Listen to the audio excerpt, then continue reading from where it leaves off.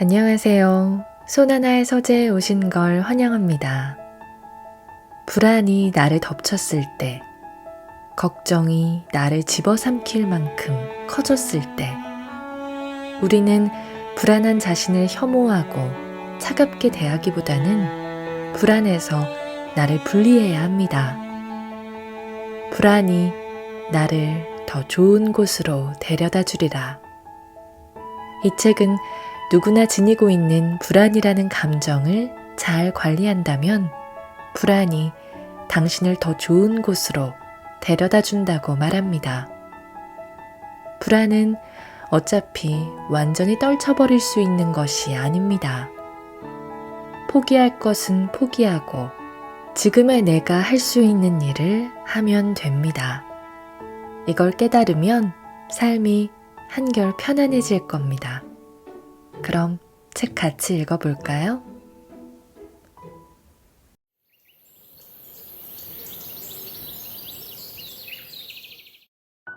아이스크림 인생. 나를 이루는 모든 것들이 마치 금방이라도 녹아서 흘러내릴 아이스크림처럼 느껴지는 밤이 있다. 내 삶은 분명 저 아이스크림처럼 땅바닥에 뚝뚝 떨어지고 끈적하고 거무튀튀하게 말라 타인들을 괴롭히겠지. 한때 가졌던 색깔도 형체도 모두 의미 없어지겠지 하는 마음이 조금씩 머릿속에 자리 잡기 시작하면서 자기 혐오가 시작된다. 스스로에 대한 믿음이 흐려지고 객관성을 잃는다. 흙을 밟고 단단하게 두 발 아래 뿌리를 내리고 살아가는 기분이 사라진다. 한 발짝도 힘차게 뗄 수 없도록 물렁물렁하고 끈적한 갯벌을 걷는 기분에 접어들기 시작하면 마음속에 가둬두었던 어둠이 덮친다. 그런 밤이면 어김없이 괴로움에 몸부림치고 나쁜 생각을 끊어내고자 여러 가지 무기를 갖춘 채 싸워보지만 결국은 버럭해 날이 선 진검 앞에 수수깡을 들고 설치는 기분에 접어들고 만다.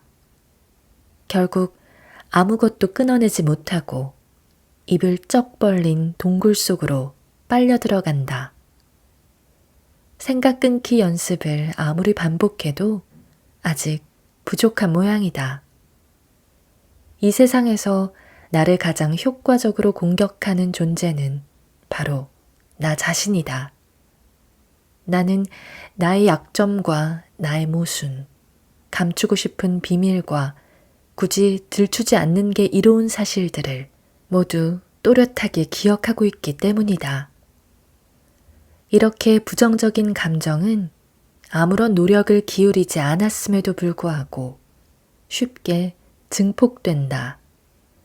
내보이고 싶지 않은 것들은 아주 힘이 세다.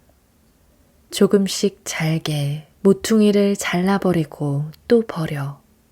천천히 작아지면 좋으련만 오히려 커다랗고 어두운 마음이 덕지덕지 새롭게 달라붙은 어둠의 벽은 하루가 다르게 두꺼워진다. 나쁜 기억이 좋은 기억보다 훨씬 강력하다니. 인간은 만들어질 때부터 고통받도록 설계되어 있다는 나의 이론이 더 확고해진다. 나는 어째서 그런 말을 했을까? 왜 이렇게 생긴 걸까? 오늘도 아무 생각 없이 시간을 보내다니 제정신인가? 고작 이것밖에 안 되면서 왜 자꾸 욕심을 낼까? 맛있지도 않은 케이크를 왜 끝까지 먹었을까? 어째서 이렇게 겁쟁이일까? 어차피 힘든 것을 알면서 왜 뛰어들었을까? 걸음걸이가 어쩜 이렇게 어정쩡할까?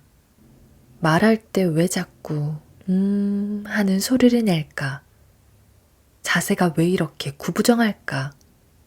이번 달엔 필요 없는 지출을 왜 이렇게 많이 했을까? 먹지도 않을 영양제는 왜 또 샀을까? 외모에 대한 비난으로 시작해서 어린 시절을 공격하고 취향과 기질을 공격하고 아주 오래전 저지른 작은 실수를 끄집어낸다. 스스로 주제 파악이 안 되냐며 조롱하다가 이리저리 빙빙 돌며 쑥대밭을 만든다. 자기 혐오는 내 마음 가장자리에 작은 틈새를 비집고 들어와 조금씩 더 핵으로 전진한다. 잡히는 대로 자비 없이 모조리 공격하다가 결국 마지막에는 내 존재 자체와 창작물을 공격한다. 존재의 의문을 품는 것은 어리석은 짓일 뿐이다. 나는 태어났기에 존재하고 존재하기에 최선을 다해 옳은 방향으로 살아가고자 한다. 이성적으로는 분명히 알고 있다. 하지만 도대체 나는 왜 존재해야 하는 것일까? 탄탄한 자존감으로 무장하고 제법 어른처럼 살아가다가도 트리거가 되는 상황 앞에서는 무참하게 무너지고 마는 것이 삶일까? 마음이 건강하지 못한 시기에는 분별력이 떨어져 어떤 것이 진짜고 어떤 것이 가짜인지 고를 수 없기 때문에 자기 혐오의 피해는 점점 거대해진다. 나는 종종 나를 향한 혐오와 거세게 싸우다가 제풀에 꺾여 항복의 하얀 깃발을 흔든다. 네가 다 맞고 내가 다 잘못했어. 이미 나는 충분하고 넘치도록 내가 싫으니까 오늘은 제발 그만하자. 약통 구석에 밀어둔 수면제를 반알 집어먹고 깜깜한 침대 속으로 숨어버린다. 자기 혐오라면 누구에게나 뒤지지 않을 정도로 열심히 하고 살지만 그렇다고 매일같이 나를 미워하기만 하지는 않는다. 어느 날 밤 몰아닥쳐서 나를 녹다운시키는 존재가 자기 혐오라면 매일의 소소한 일상 사이에 작은 요정처럼 뾰로롱 튀어나와서 나를 계속 걷게 하는 것이 자기애다. 자기애와 자기 혐오는 얼마나 가깝게 닿아 있는지. 외모에 대한 애착으로 시작해서 즐거웠던 어린 시절을 떠올리고 아주 오래전 겪었던 상황에서 단단하게 대처한 스스로에 대한 믿음으로 뻗어나갔다가 나의 취향과 기질에 대해 만족하곤 한다. 그런 말을 한 건 센스가 있었어. 내 표정이 마음에 들어. 생각 없이 편한 하루를 보낼 수 있어서 좋다. 그래도 욕심을 내서 조금씩이라도 나아지는 것 같아. 단 음식을 먹고 나니 기분이 좋네. 조심성이 있어서 다행이다. 어차피 힘들 것을 알면서도 뛰어들 용기가 있어서 좋아. 느긋하게 걷는 게 좋아. 쓸데없는 단어를 뱉어버리는 대신 단어 사이에 뜸을 들이는 편이 낫지. 휘어버린 척추는 그만큼 열심히 연주해왔다는 증거겠지. 작고 쓸모없는 물건을 사서 기분이 좋았어. 면역력을 위해 영양제를 종류별로 구비해두는 것이 좋지. 글은 참 재밌다. 가장 가까운 사람에게도 털어놓기 어려운 이야기를 이렇게 공식적으로 펼쳐놓게 한다. 저 멀리 있는 누군가, 자기의 인생이 녹아 흐르는 아이스크림 같다고 느끼는 사람도, 일상에서 만나는 반짝반짝한 기운에 기대는 사람도 모두 혼자가 아니다. 우리는 모두 자기 혐오와 자기애를 오가며 스스로 존재에 의문을 멈추지 않는 동료들이다. 내가 여기에 있고 당신이 거기에 있어서 다행이다. 오해에 대처하는 나의 자세. 나에 대한 오해를 전해들었다. 햇살이 가득한 카페에서 기분 좋게 크림 커피를 마시던 중이었다. 이야기 속에 나는 내가 피해를 본 상황의 가해자가 되어 있었다. 머리를 얻어맞은 것처럼 충격에 빠져서 이성은 자취를 감췄다. 비논리적인 생각은 금세 다른 부정적인 생각에 기름을 부어댄다. 내 머릿속에선 그동안 힘들 때 곁에서 함께 걷던 친구들, 나의 창작물을 아끼던 사람들이 단 한 명도 빠짐없이 모두 나를 오해하고 있으리라는 또 다른 오해를 빚어내고, 그 오해는 이미 내 안에 마지막 남은 진실로 입력되어 자기 혐오를 부추긴다. 대체 이 오해는 어디서부터 비롯되었던 것일까? 곰곰이 생각해보니 어쩌면 얼핏 짐작하고 있었는지도 모르겠다. 왜 나를 이런 온도로 대하지? 엥? 설마 뭔가 잘못 알고 있나? 애매하게 불편한 순간이 반복되고 있었다. 하지만 오해의 실체를 마주하자니 머릿속이 하얗게 변했다. 나의 노파심이 실체를 가지고 나를 덮치기 시작했다. 이렇게 또 슬픈 예감은 틀리지 않고, 살다 보면 유난히 피해자의 껍질을 뒤집어 쓰고 싶어하는 사람들을 만나게 된다. 스스로 저지른 가해를 덮기 위해서 다른 피해 상황을 앞세운다든지, 객관적으로 전혀 피해를 받은 상황이 아님에도 억지 명분을 만들어 본인을 피해자로 만든다든지 하는 곤란한 기질을 가진 사람들이다. 어떤 상황에서도 가해자가 되어서는 안 된다는 신념, 무슨 일이 있어도 살아남겠다는 생존 본능 때문에 제대로 상황을 마주하고 보상을 위해 노력하기보다는 본인을 피해자로 포지셔닝하며 재빠르게 움직인다. 눈물 어린 호소로 주변 사람을 끌어모으고 자신의 상황을 정당화하며 위기에서 빠져나가곤 한다. 가해자의 시간은 빠르게 흐른다. 법의 테두리에서 잘잘못을 따질 수 없거나 피해자가 직접 나서 공식적으로 조처를 하지 않는 상황에서라면 더욱 그렇다. 그들은 자신이 저지른 잘못에서 멀리 달아나 앞만 보겠다는 일념하에서 세상을 헤쳐나가는 힘을 얻는다. 과거의 사건에 얽매이지 않고 밝은 미래를 향해 달려가는 가해자의 발걸음은 얼마나 힘찬지 주눅이 들 정도다. 반면 진짜 피해자의 시간은 쉽게 흐르지 않는다. 한자리에 멈춰버린다. 같은 장면을 계속 반복하며 벗어나고자 안간힘을 써봐도 벗어날 수 없는 어둠에 다시 또다시 잠식당하고 만다.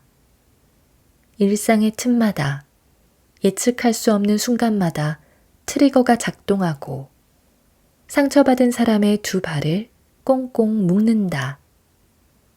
괜찮은 척이 괜찮음이 될 때까지 얼마나 많은 시간을 견뎌야 하는지는 아무도 알 수 없다. 사람은 어렵다. 어떤 관계는 시간이 지날수록 더 어려워진다. 함께 지내온 시간과 역사가 쌓일수록 서로에게 더 복잡한 마음을 정립하고 만다. 이타적인 줄 알았던 사람이 한없이 이기적인 모습으로 둔갑하기도 하고, 나쁜 사람도 나쁜 사람이 되어야 하는 결정적인 순간이 오기 전까지는 좋은 사람의 가면을 쓴 채로 곁에 머무르기도 한다. 어차피 계속 모양을 바꾸는 게 인간관계라면 나는 누군가를 판단하기보다는 있는 그대로 받아들이고 변화 앞에 유연하게 대처하려고 한다. 바람만 불어도 변하는 게 사람인데 타인에게 한결같음을 기대하지 않도록 내 마음을 다스리는 쪽이 차라리 빠르니까. 어차피 나 역시 바람만 불어도 다른 시각으로 다른 생각을 하며 변한다. 사람은 전혀 한결같지 않다. 나는 오해를 바로잡아야 할까? 나를 변호하는데 힘써야 할까? 사람들이 가십으로 떠들어대는 이야기 속의 사람은 내가 아니다. 그 사람은 그저 그들이 나라고 오해하는 사람일 뿐이다. 하지만 그렇다는 사실을 나는 알아도 그들은 모른다. 메비우스의 띠처럼 계속 원위치로 돌아오는 생각. 나는 오해를 바로잡아야 할까?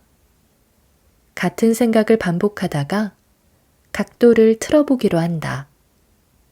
그동안 나로 살아본 결과 얻어진 나라는 사람의 데이터를 돌린다. 만약 내가 오해를 풀겠답시고 못생긴 말들을 뱉어낸다면 누구보다 스스로가 미워질 게 뻔하다. 이 상황에 있어 진실은 누구에게도 정의를 가져다 주지 않을 것이고 누군가에겐 상처만 될 뿐이라는 결론에 도달한다. 그간 지켜온 나의 방식이 틀리지 않았음을 확인한다. 결국 나는 타인의 오해를 시원하게 풀어줄 수 없다는 결론에 다다른다. 오늘의 소식은 아마 꽤 오랫동안 나의 불안에 좋은 연료가 될 것이다. 그저 미적지근한 고요를 유지하며 오해를 오해로 내버려둔다. 어떤 오해는 이렇게 지리멸렬한 이유로 굳어지기도 한다. 세상에 펼쳐진 수많은 오해에 그저 하나를 더 얹을 뿐이다. 이렇게 어쩔 수 없이 놓는 것들이 자꾸 늘어난다. 그냥 여기, 지금, 나를 오해하지 않는 사람들에게 집중하며 나머지는 알아서 자리를 찾도록 둔다. 같은 곳을 바라보는 사람들은 결국 다시 만나게 되어 있으니 우리가 운이 좋아서 언젠가 다시 인연이 닿는다면 오해를 넘어선 이야기를 나눌 수 있게 될지도 모르겠다. 나를 오해하는 사람에게 품었던 애정은 조용히 마음에 간직한다. 21세기의 대응기제. 나는 중요하지 않은 일에 과하게 많은 에너지를 쏟거나 중요한 일을 헐렁하게 처리하는 등 조직 생활을 하는 사람들이 낯설게 느낄 만한 프로세스로 일을 처리하곤 한다. 물론 나를 사용하는 방법은 내가 가장 잘 알고 있고 주어진 일을 효과적으로 처리하기 위한 나름의 요령이 있어서 마감은 꼭 지킨다.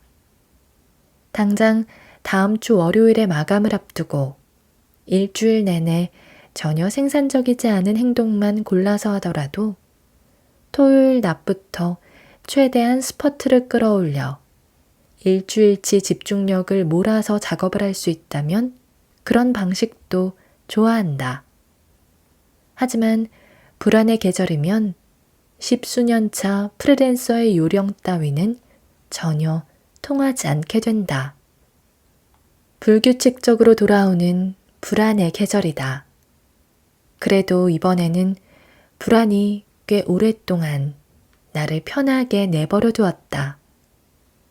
무사한 기분으로 잠들고 일어나자마자 침대를 정리하고 오목한 타원형 그릇에 아침을 차려 먹고 청소기를 돌리고 이파리를 닦으며 보낸 평온한 날들이 두 계절을 꽉 채우고도 남는다. 꽤 긴 시간 동안 불안이 나를 온전히 내버려둔 것에 대해 고마움을 느낀다. 혹시 이 마음, 인질들이 인질범에게 가지는 스톡홀름 증후군이랑 비슷한가? 불안이 영영 사라지지 않을 거라 생각하는 것조차 이미 불안과의 싸움에서 일정 부분 패배했다는 의미인가? 불안한 가운데 많은 일들을 해내는 사람들도 있지만 나는 그런 부류의 사람이 아니다. 불안을 끌어안으면 해낼 수 있는 일의 양이 한없이 쪼그라든다. 두 걸음에 한 번씩 한숨을 쉰다. 한두 시간 안에 끝날 일들을 며칠씩 붙들어도 마무리하지 못하고 가벼운 미팅도 미룬다. 절대로 마감만은 어기지 않는다는 철칙을 가지고 살아가는 인간으로서 일정을 재조정하고 포기할 일들을 결정해야 하는 상황은 참으로 골치 아프다. 그래도 불안을 다루는 법을 전혀 모르던 시절에 비하면 비교적 나아졌다. 때에 맞는 대응 기제를 마련하고 불안에 쏠려 있는 정신을 분산시킨다. 거대한 바위 같은 불안 앞에 능동적인 마음을 갖고 싶어서 불안을 형상화하며 단단한 바위가 아니라 쉽게 잘라 옮길 수 있는 두부 같다고 상상한다. 무기력한 상태로 거대한 모판에 담긴 불안이 나의 중심에 머무르게 두지 않고 적당한 크기의 조각 두부로, 조각난 두부를 젓가락으로 집어야 할 정도로 잘게 잘라 마음속 이방 저방으로 옮겨가며 하나씩 처리한다.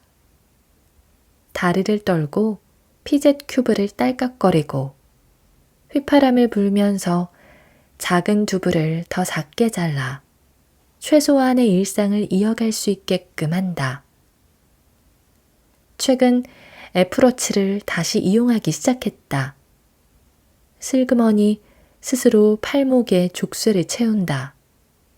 수영할 때도 사용할 수 있도록 금방 마르는 재질로 만들어진 스트랩은 까끌까끌하고 가로 세로 4cm를 조금 넘기는 정도의 크기일 뿐이지만 이 금속 덩어리는 은근히 무거워서 시계를 차고 있는 왼쪽 팔이 쉽게 피로해진다. 이렇게 귀찮은 스마트워치지만 심호흡 앱을 사용하기 위해 종일 팔목 위에 둔다. 불안이 노크해 오면 서둘러서 하던 일을 멈추고 눈을 감고 심호흡을 시작한다. 귓가엔 느리고 편안한 음악이 들려오게 한다. 감각을 차단하고 숨을 쉬는 일에만 집중한다. 손목에서는 연신 숨을 깊게 들이쉬라는 진동을 보낸다.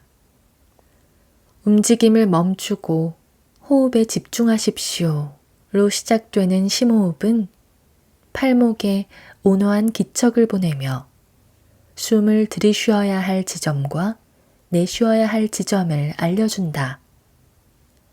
스마트워치 따위가 없이도 할 수 있어야 하는 간단한 숨쉬기일 뿐이지만 불안한 나는 온전하지 못해서 진동의 도움을 받지 않고서는 심호흡은커녕 쉴 새 없이 동공을 흔드는 것 빼고는 아무것도 할 수 없다.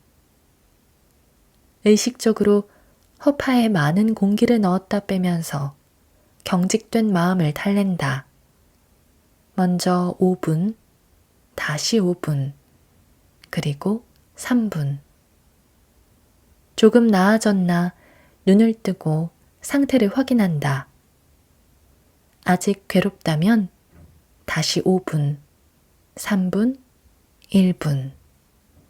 심호흡을 모두 마치고 나면 스마트워치는 조금 더 단호하고 짧은 진동을 보내며 잘하셨어요 하고 칭찬한다. 잘했다. 세상은 아직 무너지지 않았다. 버티지 못하고 차 문을 박차고 도망쳐 강변북로 가장자리에 멀뚱히 서 있거나 하는 일은 일어나지 않았다. 무사하다. 어둠을 달랠 수 있는 무기를 지니는 것은 매우 중요하다. 부디 이 21세기적인 대응 기제가 오랫동안 나의 불안을 달래는데 효과가 있기를 바라는 마음으로 큰 숨을 들이쉬고 내쉬며 어려운 순간을 견뎌낸다. 스마트워치로 심호흡하기라니. 10년 전에는 상상할 수도 없는 종류의 대응 기제였지만 10년 후에는 어떤 더 나은 무기들이 내 손에 쥐어질까 기대하는 마음으로 오늘치 불안을 멀리 밀어낸다. 불안의 계절은 이번에도 나를 정신없이 흔들다가 작은 흔적을 남기고 사라질 것이다. 당신이 이 밤을 무사히 보냈으면 좋겠습니다. 지난밤엔 단잠을 자다가 천둥 소리에 깨어났습니다. 어제 오늘의 번개는 우르릉 쾅쾅에서 끝나지 않고 우르릉 쾅 카르릉 캉캉 쾅쾅 우지끈까지 이어지더라고요. 금방 다시 잠이 들 수 있었으면 좋았을 텐데 번개의 잔소리를 듣느라 잠이 홀딱 달아났어요. 당신도 이 커다란 천둥 소리와 무서운 빗소리를 듣고 있나요? 가을이라기엔 너무 요란한 비가 자주 내리네요. 잠에서 깨어나 당신을 떠올렸습니다. 오늘 제대로 밥을 먹었을지, 물은 충분히 마셨을지, 어떤 밤을 보내고 있을지, 시시콜콜한 이야기가 궁금했습니다. 소식을 들은 이후 당신이 받았을 상처가 저의 마음에서도 따끔거리고 있어요. 어쩌면 당신은 아직 잠이 들지 못하고 집안을 서성이고 있을까요? 자신을 탓하고 있을까요? 너무 길게 남은 미련에 놀라고 있을까요? 후회하고 있을까요? 그 괴로움의 한 구석을 제가 나눠줄 수 있다면 좋을 텐데요. 그렇지만 격이 없이 먼저 연락하기엔 새벽이 너무 깊네요.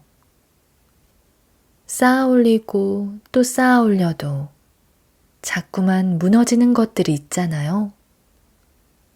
하나씩 쌓기는 힘겨운데 잠깐만 다른 곳을 보아도 속절없이 무너지는 것들이요. 가끔은 지키려고 노력할수록 더 망가지는 기분이 들기도 하고요. 공고하게 더해 나가기는 어째서 이렇게까지 어려워야 하나 싶어요. 오늘 밤엔 공기조차 원망스럽네요. 제가 가장 처참하게 무너졌을 때는 매일같이 이대로 멈춰버렸으면, 모든 것이 끝나버렸으면 하고 빌었습니다. 저는 당신처럼 믿음을 가진 사람이 아니라서 기도를 들어줄 누군가를 정해두고 빌지는 않았고요. 그냥 저 멀리 누군가에게 속절없이 빌었어요. 무슨 일이 일어나도 똑같이 흘러가는 하루 속에 잠시 멈춤 버튼을 누를 수도 없고 로그아웃 할 수도 없다는 사실이 삶의 가장 큰 잔혹성 아닐까요? 그래도 당신은 저보다 강한 사람이기를 바라봅니다. 모든 것이 끝나버렸으면 하고 바라기보다는 지나갈 거야 라고 생각하고 계시면 좋겠어요. 혹시 이대로 멈춰버렸으면 하고 바라고 있다고 해도 전혀 이상한 일이 아닙니다. 그냥 시간이 필요한 거예요. 뜨거운 마음이 조금 식어서 객관적으로 바라볼 수 있게 될 시간이요. 오늘 밤 받아들여지지 못한 당신의 진실은 어디를 향하게 될까요? 가끔 중요한 건 진실이 아니라 사람들 마음속에서 가장 마음에 드는 정답일 뿐입니다. 해명하려 해봐도 각자 믿고 싶은 대로 믿고 생각하고 싶은 대로 생각할 뿐이죠. 이 사회는 신랄함을 참 좋아하는 것 같아요. 그 신랄함의 화살이 자신을 향하지 않을 때 말이에요. 우린 아마도 지나치게 많은 오해를 받은 상태로 계속 살아가게 되겠죠. 세상에는 정말 많은 사람이 있어요. 나와는 다른 곳을 보고 다른 길을 걷는 모든 사람에게 이해받기는 어차피 불가능한 일이고요. 다 알면서도 나를 이해하지 못하는 사람들의 눈빛은 여전히 상처가 되더라고요. 상처란 정말이지 아무리 반복되어도 익숙해지지 않고요. 타인의 세상을 부수는 데는 여러 가지 방법이 있잖아요. 가장 믿어왔던 사람을 가장 깊게 찔러 갑자기 완전하게 부수는 경우도 있고, 오랜 시간에 걸쳐 부정적인 말들로 한 조각씩 무너뜨리는 방법도 있죠. 어쩌면 우리는 모두 타인의 붕괴에 책임이 있는 걸까요? 나도 모르는 사이에 타인의 세상을 해치는 존재로 살아왔을까요? 그 어떤 세상도 부수지 않고 나의 세상을 지키는 방법은 없을까요? 완벽하게 지키고 지켜주는 것, 불가항력이 존재하는 삶에서 그런 이상향을 꿈꾸는 건 어리석은 일일까요? 답을 다 알고 있으면서도 저는 자꾸 당신에게 물어보고 싶습니다. 편안한 당신과 마주보고 앉아서 좋은 대화를 나누고 싶어요. 손이 뜨거워지고 머리가 쉬지 않고 심장까지 쿵쿵 뛰는 당신의 밤을 떠올립니다. 어렵겠지만요. 식사를 꼭 챙기시고 물도 충분히 드세요. 수면제의 도움을 받아서라도 잠을 주무셨으면 좋겠습니다.